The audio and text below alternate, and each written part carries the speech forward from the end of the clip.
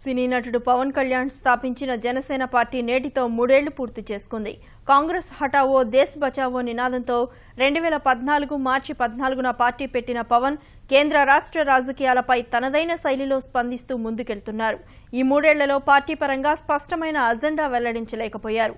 ఆంధ్రప్రదేశ్కు ప్రత్యేక హోదాపై గళం వినిపించడం, ఉద్దానం కిడ్నీ బాధితులకు అండగా నిలవడం, చేనేత ఉత్పత్తులకు ప్రచారకర్తగా వ్యవహరించడం లాంటి విషయాల్లో మాత్రమే కనిపించిన జనసేనాని సంస్థాగతంగా పార్టీ బలోపేతంపై పెద్దగా దృష్టి పెట్టకపోవడం విమర్శలకు తావిస్తోంది.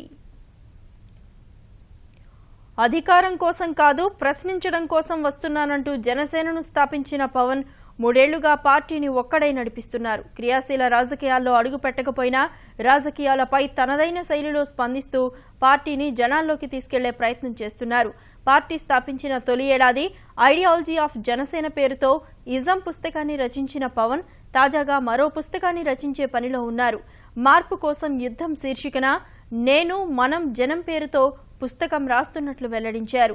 ఆంధ్రప్రదేశ్కు ప్రత్యేక హోదాపై బాహాటంగానే ప్రభుత్వాలు పాలకులపై ఆగ్రహం వ్యక్తం చేసిన పవన్ ప్రత్యేక హోదా సాధించే వరకు పోరాడి తీరుతామని ప్రకటించారు. కేవలం బహిరంగ సభలు, ప్రకటనలకే పరిమితమైన పవన్ పార్టీలోకి కొత్త వారెవరిని స్వాగతించలేదు.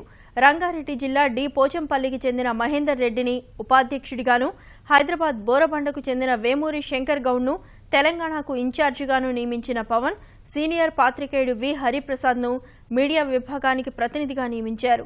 3 ఏళ్లుగా పార్టీని కొనసాగిస్తున్న పవన్ పార్టీ క్యాడర్పై పెద్దగా దృష్టి పెట్టలేదు.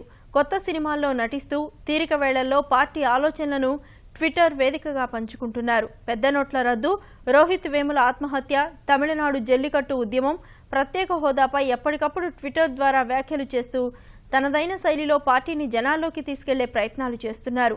ఉద్దానం కిడ్నీ బాధితులకు అండగా నిలవడంతో పాటు చేనేత ఉత్పత్తులకు ప్రచారకర్తగా ఉంటానని భరోసా కల్పించారు.